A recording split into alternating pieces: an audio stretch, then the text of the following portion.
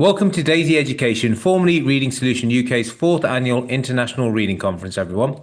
My name is Basit Siddiqui, and I'm honoured to once again be hosting this conference. As a passionate educator and lifelong learner, I know that I and everyone attending will get so much from this session and the conference as a whole.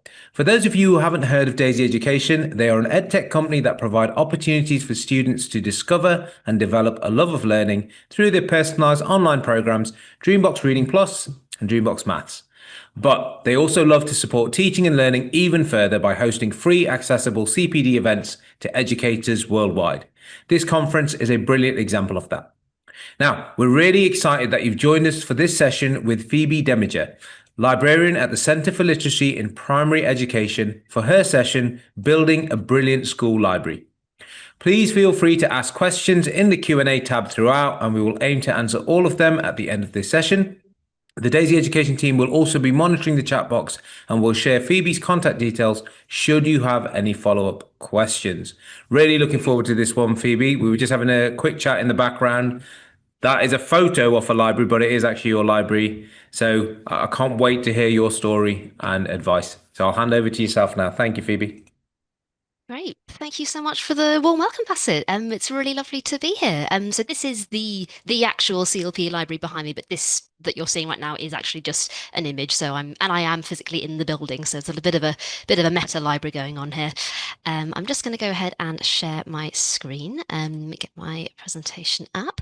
And just to echo, it's so lovely to be joining you all here at the International Reading Conference 2025. I'm sure you've had some brilliant speakers and topics covered so far, and I'm excited to be joining you. So in this session, I'll be sharing some thoughts on how to build a brilliant school library with some reflections on what makes a high quality children's text and library environment, as well as some more practical tips on tending your library ecosystem and sourcing and sustaining quality book stock. So to start off, a little bit more about me and what I do. My name is Phoebe Deminger, and I am the librarian at CLPE. So in case you're unfamiliar with our work, CLPE stands for the Centre for Literacy in Primary Education. We are a long-established, trusted charity dedicated to ensuring that every child has access to quality experiences of literacy and that all teachers have the knowledge and resources to support children to become confident, happy, and enthusiastic readers and writers with all of the benefits this brings. Our work raises the achievement of children's reading and writing by helping schools to teach literacy creatively and effectively by putting quality children's books at the heart of all learning.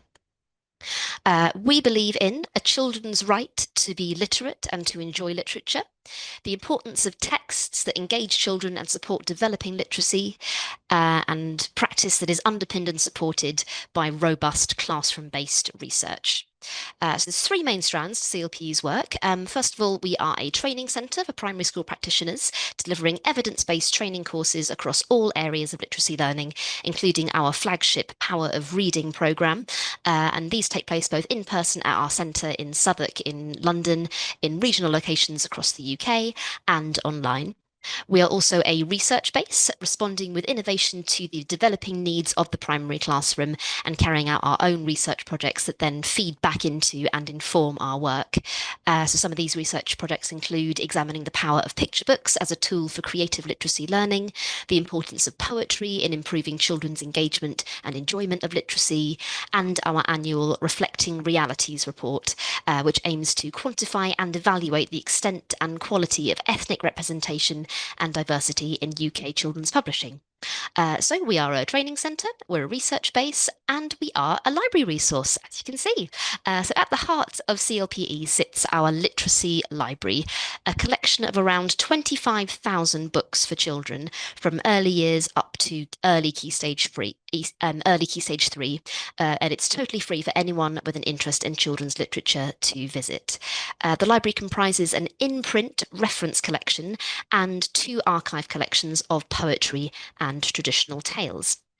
So CLP's sole librarian, it's quite a big collection to manage, but thanks to the work of former librarians in the space, our expert and knowledgeable teaching team, and my own experience as both a librarian and a former bookseller, I can really say that the library is secure in its place as a literacy hub and a destination for anyone who needs it. So I'm going to sort of kick off today with a few reflections on what makes a high quality children's text. And I'll kind of caveat that by saying that there is no such thing as the perfect book. No one book can be all things to all people. So what I, as CLP librarian, will look for when I'm researching suggestions for our more specially curated collections, which I'll say more about shortly, it might differ from our kind of general library stock, which is intended to be a showcase of the immense breadth of contemporary children's publishing, and therefore empower library users to have agency by offering them space to browse, to try things out, and to make their own choices. So when we talk about high quality texts, here are some of the things that we're referring to. Texts by real creators, authors and illustrators with depth and interest in story, character, illustration, vocabulary, structure and subject matter. These will be books that lend themselves to being talked about, thought through, returned to, and engaged with from multiple angles. There'll be books that are emotionally powerful, with storylines and plots that stir ideas and excite the reader's interest and imagination. Books that allow opportunity to explore dilemmas, challenges, morality, and ethics with protagonists that children can identify with. Above all, these will be texts that take you into the world of the book, a book you can lose yourself in, that children will want to reread and remember. For CLPE's purposes, we would also be looking out for books that lend themselves to sustained study, as well as those that support independent reading or wider reading across the curriculum. So there are two particular book collections that CLP maintains outside of our main library. Firstly, our core books list, which used to be published physically annually and now takes the form of a freely accessible, regularly updated online annotated list of what we view as some of the best books for schools. It's kind of our own version of a reading spine, which teachers can draw on when developing collections for their own classrooms and schools as part of their reading and literacy programs. These carefully chosen core books demonstrate the key role that children's literature can play across the curriculum and in forwarding children's progress as readers. Within the core books collection, we also house our Power of Reading collection, which are the books connected to our flagship Power of Reading training program, and around which we encourage our Power of Reading schools to map their literacy curriculum. These are books that particularly lend themselves to sustained study in the classroom, and for which our teaching team produces rich and detailed teaching sequences to support this sustained creative engagement. So some further markers of a high quality text that are particularly relevant to our core books collection. These would be texts that are multi-layered, capable of being read at different levels, books that deal with important themes, books in which language is used in lively, inventive ways, books in which characters are well developed in order to encourage empathy, books by skillful and experienced children's writers and illustrators, traditional and contemporary classics of children's literature, stories with different cultural settings and reference points, stories that reflect the backgrounds and realities of the children in your class and in our wider world, texts that promote discussion and reflection, and above all, texts to be revisited that inspire thinking and creativity. So, of course, when we talk about book stock, we're thinking about both individual book choices and the collection as a whole. So I'm now going to pull on one particular strand of this list, which is the importance of a diverse book collection that reflects the backgrounds and realities of your children. And I'm going to leave these quotes up. These are from teachers who participated in our research training programs. The first two from teachers who participated in our Reflecting Realities in the Classroom training program. And the third is a comment from another teacher who we've drawn on in our research. Every child has the right to make connections with high quality texts, building their identity as readers and affirming their sense of self. The value of children seeing themselves and the world in which they live reflected in the books read and discussed in the classroom cannot be underestimated. We know that for many children, there's a disconnect between themselves and the books available to them. Books should reflect and celebrate their lives, their heritage, their place in society, as well as their understanding of others and the world around them. It's undoubtedly beneficial for children to see themselves, their own identities and experiences reflected in the reading material they encounter, and concurrently important for children to encounter identities and experiences that may differ from their own.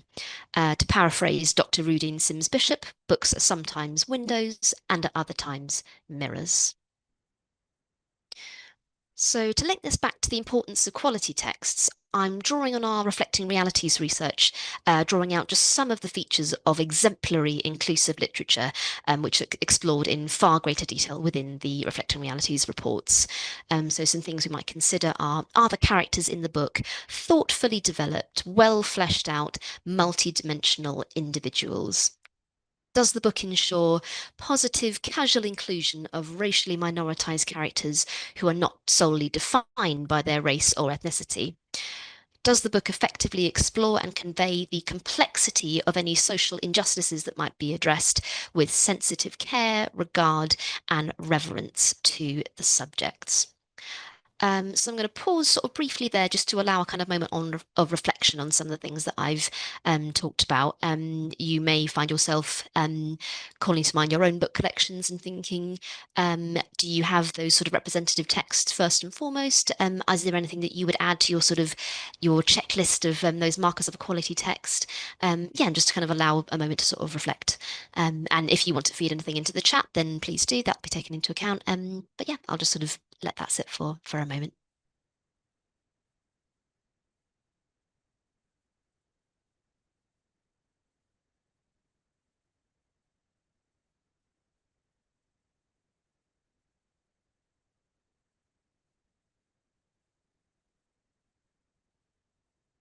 Okay, so another important function of any collection will be to give children access to a wider range of titles, authors, and genres than they might otherwise meet. I'd also include a range of publishers in this checklist. So we at CLP are really fortunate to have mutually beneficial working relationships with many of the UK's large and smaller children's publishing houses, and each certainly has their place on our library shelves.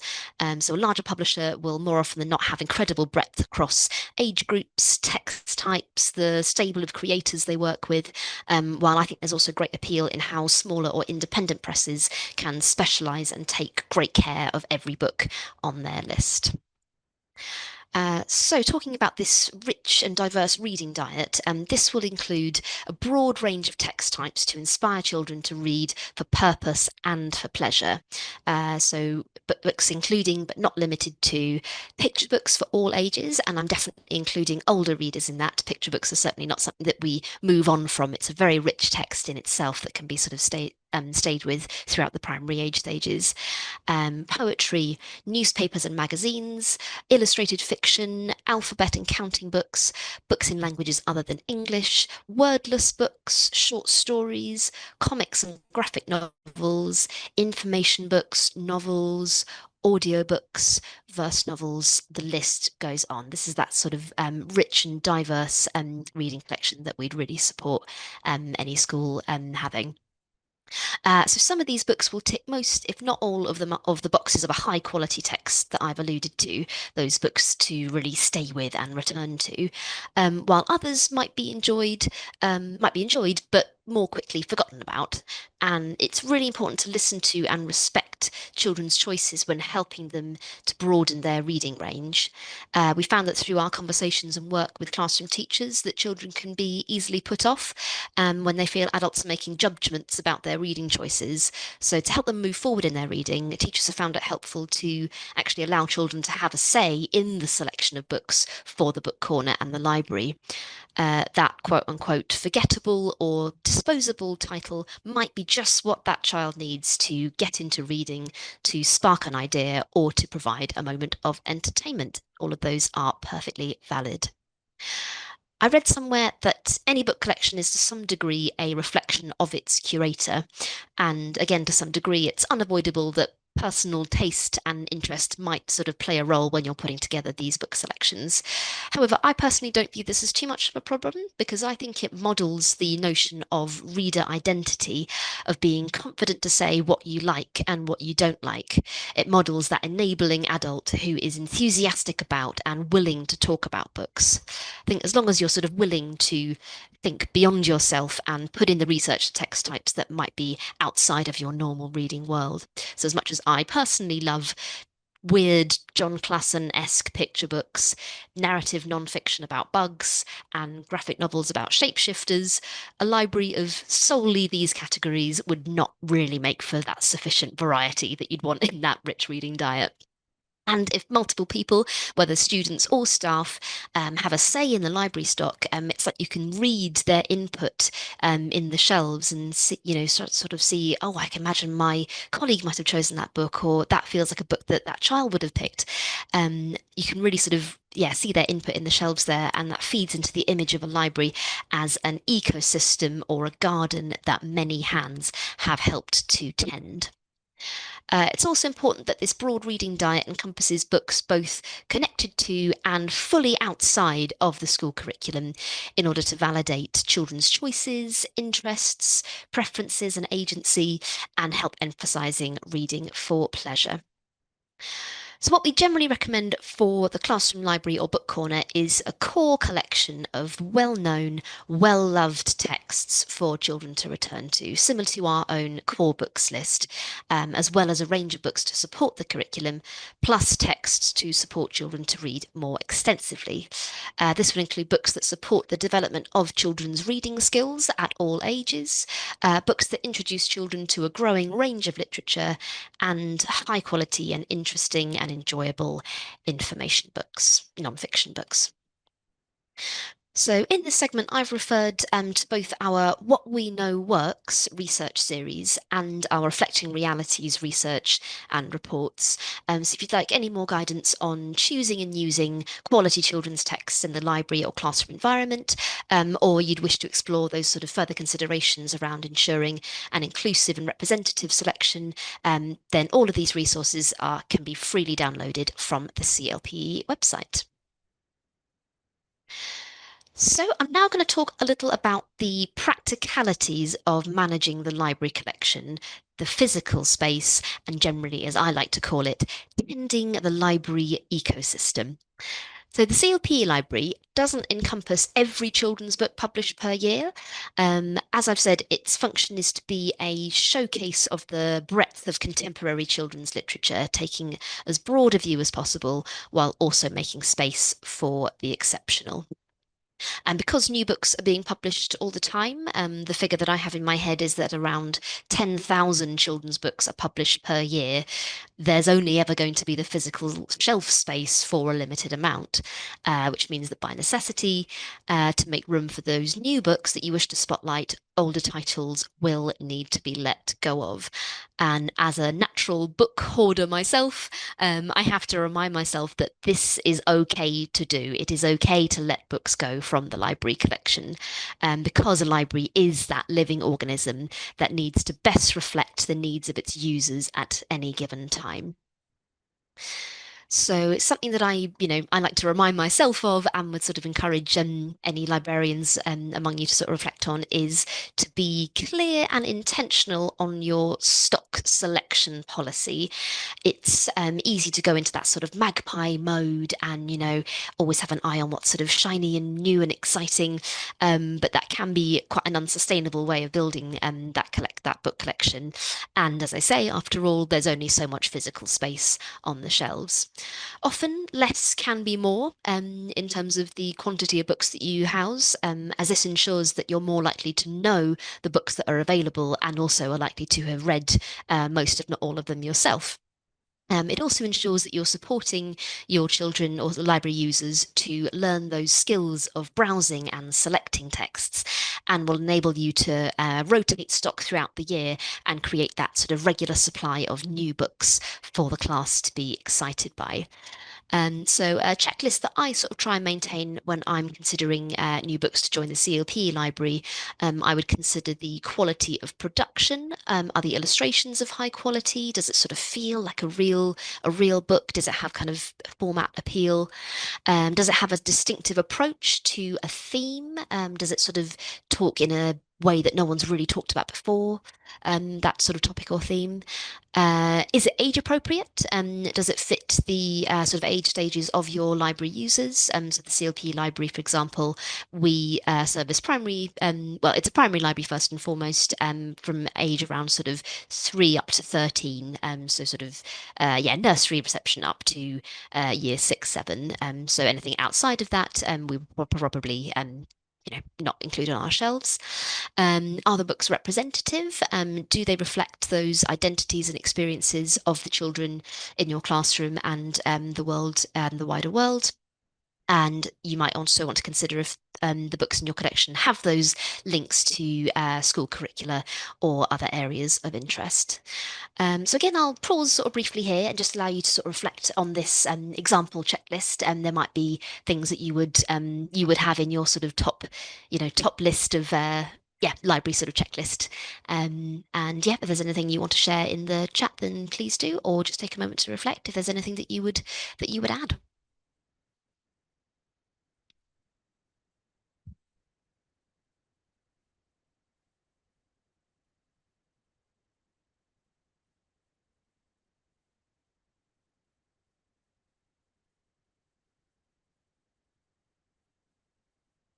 Great. So another element of library management alongside adding new books is letting go of old ones, as I mentioned.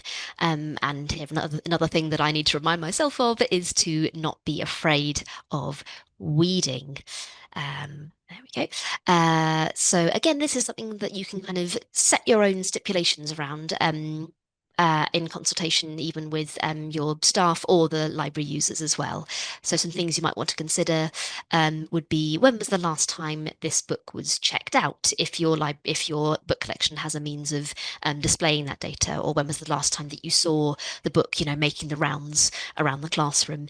If it's not been sort of, checked out or sort of engaged with for a little while, maybe that's one to consider letting go of. If the book is non-fiction or an information book, is the information dated? Has there been further research into these areas?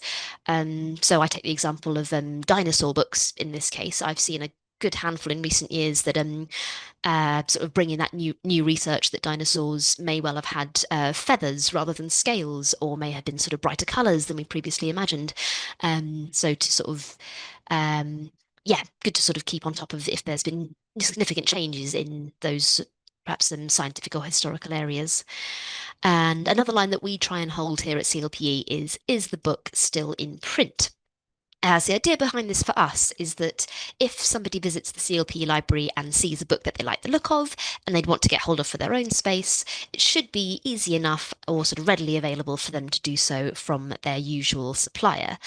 So if a book is fully gone out of print or it's only available through very complicated or expensive means, it's one that we're going to be less likely to flag to our teacher audience. Having said that, if it's relevant or if it's possible, it could be worth considering ways or systems to maintain and display archive collections. So, for example, here at CLPE, we spotlight two archives of traditional tales and poetry books, because traditional tales and fairy tales can often be some of the first stories that children encounter, whether that's orally or whether that's in book form. And so we think it's sort of important to keep that archive alive. Likewise, we feel that poetry has a really important place in the primary classroom, so we do maintain that archive collection as well. Once again, I'll sort of pause briefly here just to let you reflect on this sort of weeding checklist. Again, there might be things that you would add, things that you would consider, or there might be other ideas that it's sort of sprung up for you. So I'll just take a moment to reflect on these.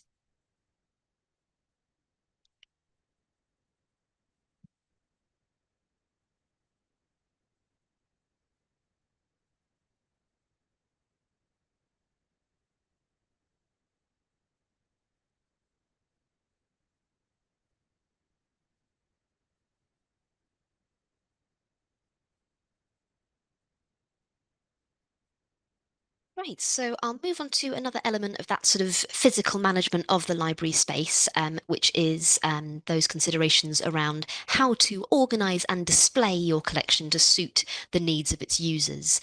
So we'd be thinking along the terms of attractive, convenient, and navigable library stock.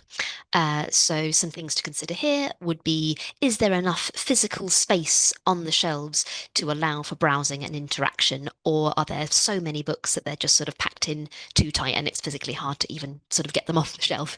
If there is, then that might be a cue or a clue for yourself to see about weeding some out of use stock. Likewise, is there space for face outs on the shelves? So to have books not spine on, but kind of with their covers facing outward, in order to spotlight those new and interesting titles and to encourage browsing and choosing. Is there a means of creating, is there a means of spotlighting new arrivals or special collections? Maybe you would consider having a book of the week or book of the month section to the library that can be rotated. Or in the case of CLPE, we keep a new books trolley in the space. So anything that I've added that's brand new to the library, I'll house on a special separate trolley for a limited time so that any visitors to the library can see at a glance what's kind of new and what they might have missed. Another thing to consider is, are you organising your book stock in a way that is logical and easily navigable to the people who will be most commonly using it? And again, this is something that can be done in consultation with its users. So if this could be sort of worked up with the students in your school. Some things to consider might be: do you want to house your non-fiction books according to their theme? So books around similar topics can be found easily. If funny books are sort of having a real moment in your school, it could be having those sort of kept separately as well. Likewise, keeping scary books together so the children sort of know where to go to find what they'll like. Would you want to keep your comics and your graphic novels separate or incorporate them into the general library collection? It's all sort of up to whoever is looking after that book collection and its users as well. So once again, I'll pause here just to allow some reflections on these elements of how to organise and display the physical library space. And again, if you've anything to add, anything this might bring up for you, then do feel free to pop it in the chat.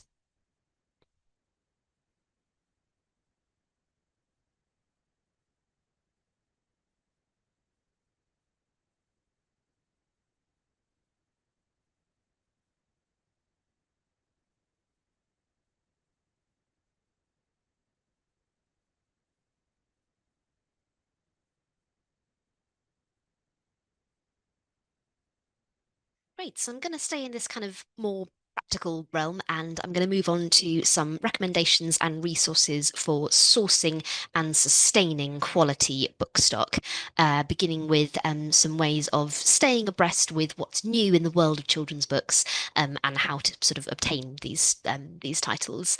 And just a little sidebar: I've kind of semi-mentioned this before, but new books can also very much mean new to you or new to your library users. The publishing industry moves really quite fast, and it's so easy for great new texts to sort of flare up and then dissipate.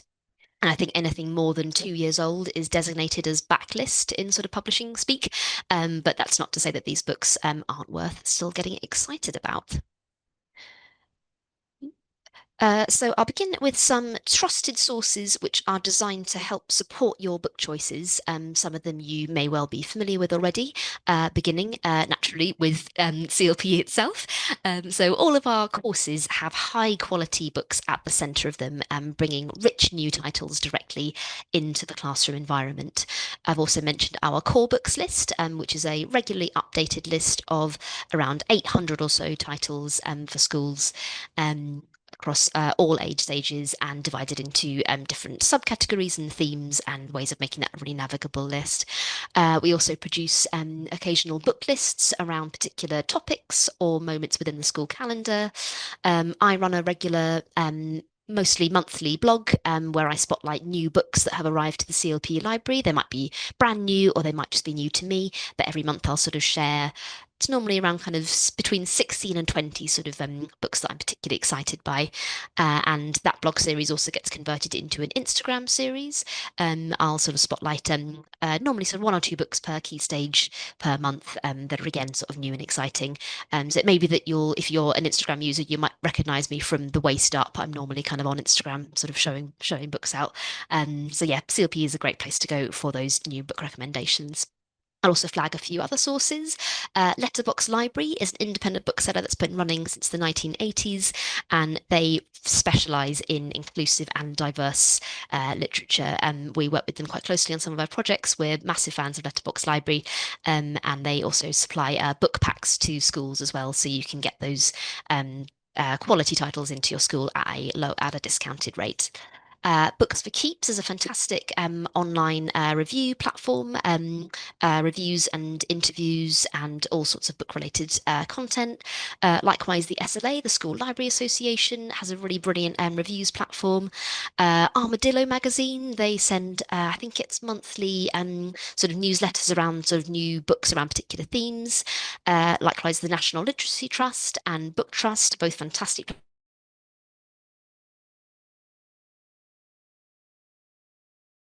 place to go for book recommendation. The teachers and librarians among you may be familiar with.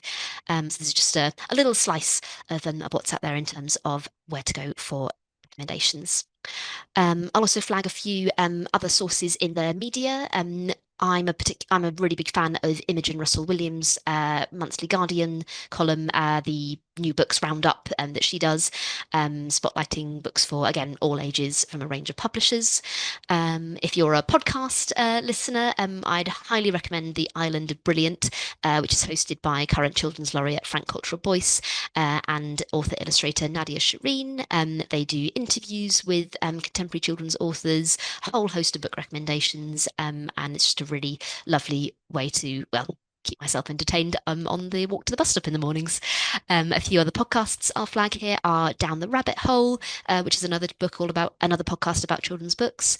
The relatively new My Words, My Book, which is hosted by Laura Henry Allain, and again features interviews with creators of children's books, and the forthcoming Around the Cauldron with librarian October Jones. I'm really looking forward to the launch of that one. Okay, moving on from book recommendations for how to, physically obtain copies of these books. So you may have systems in place already. I'm sharing a few that might be of interest that have been sort of recommended to me over the years. So I'll firstly spotlight a few sources of grant funding if you're looking to, rehaul or get some sort of budget set aside for building your library stock, including the Siobhan Dowd Trust, the Foyle Foundation, Peters Books, I believe, run a Support Your School sort of funding initiative, and the Education Endowment Fund as well. I'll also flag up a few sort of initiatives that help to put sort of gently used books into spaces that need them, including the Acorn Book Club, the ABC Book Club, Give a Book, the Children's Book Project, and the Free Books campaign. I'll also flag up the National Literacy Trust's 2 flagship programs or campaigns, World of Stories, which is run in collaboration with Penguin Books, and Libraries for Primaries. I will also flag, if you're lucky enough to have an independent bookshop nearby, these can be really brilliant sources for both getting those new book recommendations, and they'll often offer discounts for sort of school orders. Some of them even run a parents and carers wish list system where they can sort of buy books directly from the bookshop to go into the school. So yeah, if you're lucky enough to have one nearby, or have access to an independent bookshop, that's a really great relationship to foster if you can. Peters Books as well, the online bookseller. All CLPE members receive a 30% discount at Peters Books as part of their membership, and they do really amazing work getting quality books into schools. Likewise, Love Reading for Kids is a brilliant online platform, and we also spotlight them on our website. They have a system whereby every book you buy, you can sort of select a school to donate. I think it's 25% of the cover price price to, which then helps to build up that school's book budget. So it's a really clever system. They've got an amazing review platform as well. Also, if you're a social media user, often there'll be social media giveaways going on. We run our own sort of series of giveaways on CLPE. Always worth sort of keeping an eye out to see if there's anything kind of anything that takes your fancy. I'll say as well that the vast majority of book stock in the CLP library, it's been built over, over the years since we've been operating, but most of it has come directly from publishers. They're normally delighted to send review copies directly to us, as the work that we do seeks to connect teachers and primary practitioners to high quality book recommendations. And the final element that I'll flag up here is book awards and shadowing schemes, some of which even directly involve children in the judging process. So I'll talk first about the Clipper Award, which is the Centre for Literacy in Primary Poetry Award that CLPE administers.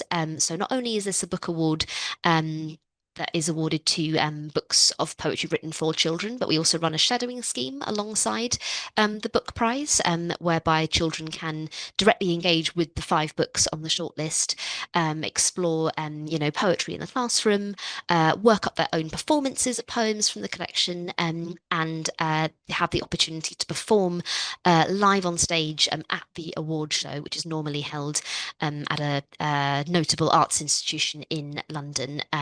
The Clipper Award ceremony this year is in fact taking place next Friday. Friday the 20th of June is the final Clipper Award show, where we'll be celebrating the shortlist, announcing the winner of the book prize, and having our shadowing winners perform as well. And that will be available to live stream just on our YouTube channel. If you fancy just celebrating poetry in our school for an hour in the afternoon. A few other book awards that I'll flag up as well, that often have sort of shadowing means of getting involved through shadowing. The SLA's Information Book Awards is a really fantastic prize. Likewise, the Carnegies, they have a schools shadowing scheme, and CLP also produces resources around the medal for the books shortlisted for the medal for illustration. So that's another way of kind of bringing those books into the classroom. The Little Rebels Award likewise produces resources around their shortlist. The Spark Book Awards, the Excelsior Awards, the Lollies. Sorry, I'll jump back. The Excelsior Award is for graphic novels and comics. I've only recently heard about this one, and I'm really excited to sort of delve deeper into their long and short lists. The Lollies, or the Laugh Out Loud Book Awards, is for funny books, and they really involve children in their selection process as well. And the Federation of Children's Book Groups Children's Book Award as well. So as I mentioned, most, if not all, of these awards offer free resources to schools, and some even offer free or heavily discounted books as part of their mission. And what these also have in common is that capacity to generate year-round interest for new and exciting titles, to create community buzz, engagement, and to celebrate reader agency, and all of the things that I've spoken about.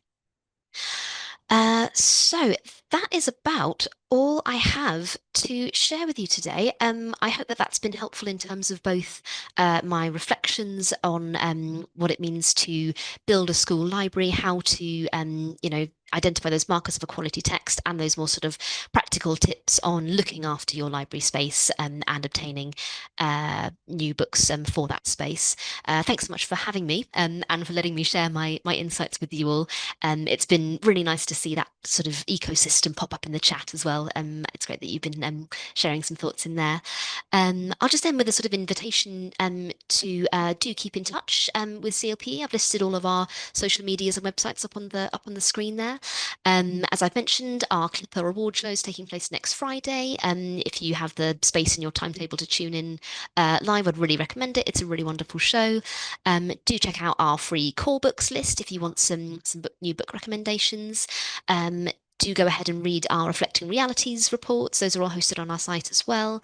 And if you are based in or near London and you fancy paying us a visit in person, we do very much offer free visits to the CLPE library for anyone with an interest in visiting. All you need to do is pop an email my way. I'll make sure there's nothing happening in the space on that day, and we can welcome solo travellers if you want to bring a small group along of staff. We also do school visits as well. So yeah, always worth getting in touch if you wish to pay a visit in person and browse our books in real life. So yes, that's about all I have to say for today. I really hope you've enjoyed. Thanks so much, Phoebe. We have had quite a lot of interaction in the chat box as well, and we've tried to get all the questions from there. But thank you so much for that. So really interesting and sage advice given there. The idea of getting rid of books as well, I can imagine is really difficult, isn't it? But you're absolutely right. Treating it as an ecosystem that needs tending is so important as well to keep it as up to date and relevant as possible. I just want to, before I go into the Q&A as well, just want to double check I've got the two reports that you drew attention to right. What We Know Works and Reflecting Realities. Are they the most up-to-date reports or the most relevant reports at this stage, would you say? So those were two that I was sort of drawing from in my presentation today. The Reflecting Realities reports is our annual investigation into ethic representation in children's books, and What We Know Works is a sort of leaflet series that we've produced, which kind of offer 10 top tips for various areas of improving literacy in schools. But we also have research projects on our site on the power of poetry in the classroom, the power of picture books as well. So yeah, certainly worth. We have a whole research tab on our site, and is a good place to start for sure. Fantastic. Oh, that's brilliant. Always research informed is always nice to hear as well. So that's great. Now, in terms of the questions themselves, I just want to see if there was anything else I wanted to double check. No, just I've jotted just loads of tips, which is fantastic. Right. So, Amazing. in terms of the questions, how would you encourage children who are reluctant readers to use the library and take out books? So I'd really just draw it back to having that sort of rich selection of a whole variety of different text types. So everything from novels and magazines to early illustrated fiction, picture books for all ages. I think offering that sort of broader choices as possible, I think is a really great way of just sort of encouraging agency and choice, and also I'd say maybe reminding or affirming that it's okay to try a book out, read it for a bit, and if it's not sort of drawing you in, then it's actually okay to put it down. Books are not something that you need to sort of fight your way through and get a reward at the end. It can be something to dip into, give it a go, and try something else. Try something else if it isn't the book you need right now. Fantastic. So it shouldn't be so much more about being a chore as something that you're actually excited about progressing with and taking it back. That's great.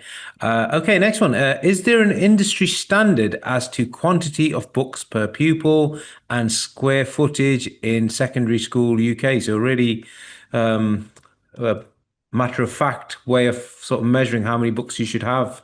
Is there anything in terms of that? Uh, Not that I can speak to myself, I'm afraid. It might also depend on some schools are lucky enough to have that sort of fully furnished library space. Some may have a book corner in a classroom. So I wouldn't say there's any sort of industry standard that I'm aware of in terms of books per student. It can be about sort of working with the space that you have and making sure that the books that you have are quality titles that are reflective of the interests and needs of your student population. I hope that's helpful. No, no, yeah, really helpful. Yeah, just really super duper matter of fact as well. And do you get to see kind of the breadth and depth and difference of all the different libraries as well? Like, have you got some examples of ones that you've seen on your travels or that you've heard of that schools are doing and good practice and not necessarily bad practice, but because schools are kind of limited to their space and budgets and things like that, I can imagine you've seen anything and everything in terms of the different library spaces out there as well. Yeah, I've certainly been sort of struck by the creativity that schools can have in sort of making even a very small space, really kind of really sing. Um, We produced a video recently a sort of celebrating the power of reading and focusing on one particular case study school that's really sort of brought our training kind of on board. And there was a sort of tour around their library space, and it was so stunning. They had a whole sort of glass panel section dedicated to sort of having a whole face out collection of books where they would spotlight their sort of current working theme. There were baskets of picture books that you could sort of pull out and rifle through like you in a record store. Yeah, just not a massive space, but very kind of interactive, and you could feel that they'd really sort of taken care to sort of choose every book that was there. If I can find that video, I'll send a sort of link round somehow afterwards. Yeah, if you could do, I mean, if that's going to be on any of your socials, is it likely to have been retweeted on any of your socials or shared on your social It video or anything? Or certainly would have been. I'll make sure to track it down and that send it that does Damon's way. sound, yeah, that sounds lovely. So if you could do that, would be great. Okay, so and with that in mind, actually, I know I'm going a bit out of the order of the list. There was another question that came in. Oh, here it is. What are your tips about good displays as well? And like you said, teachers, educators get super duper creative with what that space looks like. So, any tips around good displays? I think, if I'm honest with you, the first couple of mentions in the chat, there was a lot of display envy because we're looking at your lovely backgrounds there. So, I think that's what inspired that question. But any tips in terms of that? So we were lucky enough to the library boards that you're seeing behind me here, and these are actually sponsored by publishers. So they've paid for, I think, sort of 4 years at a time to sort of loan us these images from books that they've published. So it's a way of yeah, spotlighting some of our favourite creators in the space, and it brings a little income our way as well, which is always appreciated. Yeah, and in terms of display, it can again be a sort of matter of less is more. It can be just having that really sort of curated selection of books around that theme that's really of interest of the day, or that ties into whichever topic is sort of being worked on in classes at the moment.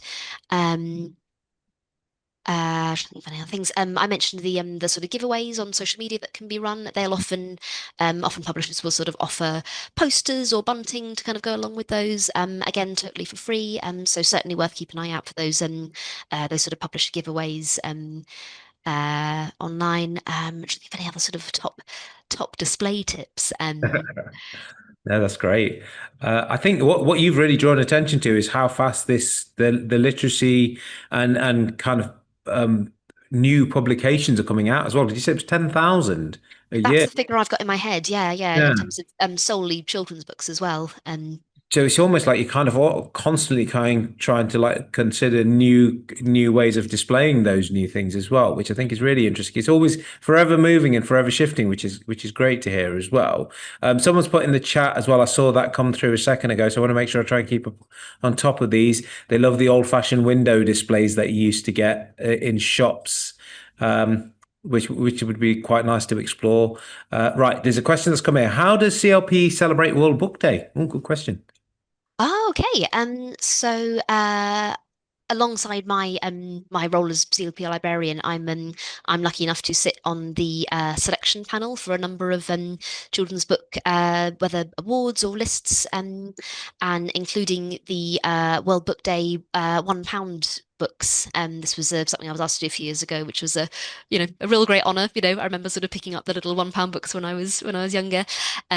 So we have a sort of CLP voice on the panel for actually choosing which of those books are going to be published in the subsequent year. And yes, other things that we'll do on World Book Day will sort of spotlight some of the free resources that we have a whole host of teaching notes connected to quality books that you can use them to explore ways of bringing that book to life in creative and inventive, imaginative ways. We have some whole school units which are also for free, which focus around just sort of one to three books, but you can explore that book through all of the primary age stages almost kind of simultaneously, and really sort of have that whole school community moment coming together around a particular book or a theme. So those are some of the things that we would yeah, we definitely spotlight. So you're involved at every level then, really, aren't you? Kind of. We do try, yeah. Fantastic. That's brilliant. Right. Let's see if any others have come in. Some brilliant questions are coming in and brilliant celebrations about the work that you do, which is great. I want to make sure that we just make sure we've got all the I questions. think I might have seen somewhere if someone was asking about wheelchair accessibility in the CLP library. One thing I'll add about the physical library space that we have is it was originally built as as an SEN school back in the I think Victorian era, so it's quite an old building that we're working with. And for this, the building is pretty much entirely accessible. It's all on one level. All of our sort of door frames are have wide access. There's disabled toilets. There's no steps anywhere. So yes, in terms of arranging visits, the library is sort of accessible to as many as it can be. Oh, fantastic. That's brilliant.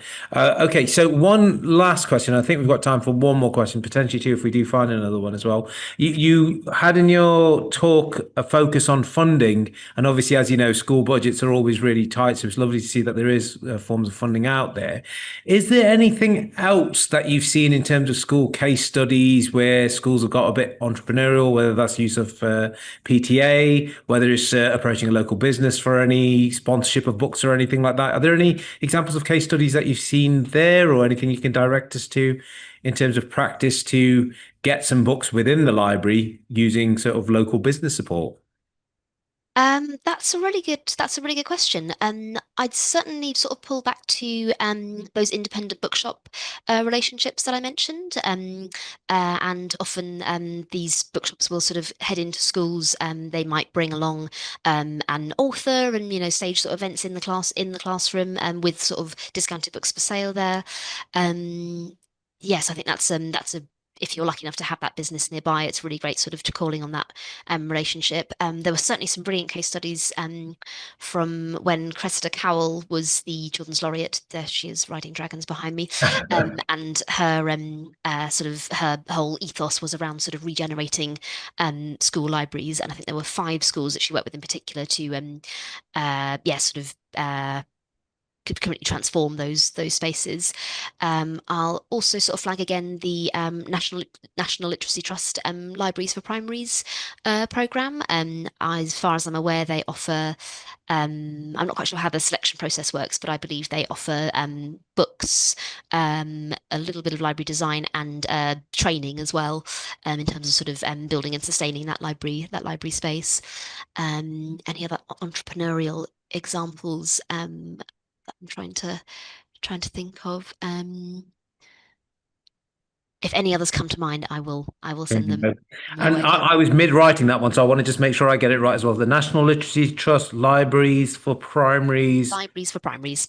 Fantastic. And is that an initiative or is that a website or is that just a something to apply for or I believe it's something on their website that you can apply for. Yeah. fabulous? Okay, so National Literacy Trust Libraries for Primaries. Fantastic. Right. I think we've got loads from that. And I've seen throughout the chat and a massive thank you to all the people that and participants who have added their own insights. It's always really useful to see. Love for Schools is on there. A lot of references to SLA and CLPE as well, which is brilliant. And we've got Phoebe's email out there as well, and you put your contact information on there as well. So I think we've done all of the key questions. There was one around arranging author visits and workshops. Any advice in terms of that as well? Is there any go-to place if you wanted to look to try and get an author in or to book a workshop? Is there any way that you would send teachers to? So a lot of authors and illustrators will have sort of information on their websites about how to get in touch. If you're aware of someone who is perhaps local or perhaps you're studying their books at that time, I'm a very big sort of proponent of asking and seeing what happens. Send an email their way or via their sort of contact form on their site. It may be that they offer some sort of visit package, and they'll always be sort of pleased to hear that their books are being sort of enjoyed and appreciated in schools. There's also the Authors Abroad. No, Authors Aloud. Oh, I'm possibly misremembering. It's one of the two. Do correct someone correct me if the chat if they happen to know. But that's again a sort of almost like an agency for school visits. They'll sort of Ah, uh, provide a kind of direct line for oh, thank you, Authors Aloud. Thanks, Priya. fantastic. Yeah, so for having those connections between Uh, schools and authors, that's certainly a good place to go. It looks like you were right with both of them. The two different services, Authors Allowed and Authors Abroad. So fantastic, Phoebe. Honestly, there's a lot going on in your head. So we really, really appreciate your time, your insights. It's been a lovely session, and that does bring us to a close. So thank you for answering those additional questions. Thank you for all the questions coming in. We'll finish in the way that we finished all of our sessions. Can we give Phoebe a well-deserved virtual round of applause, please, everyone? Really, really insightful. Thank you so much for your time, Phoebe. Great, thank you so much. Thank you. Now, I'll just remind everyone that remember we're on X, formerly Twitter, at Read Solutions UK. If you're living on X still, then please do reach out. Use the hashtag IRC25. You'll also find anything to do with Daisy Education on other social channels, but search Daisy Education. And from all of us at Daisy Education, thank you so much for joining us. Take care. Thank you.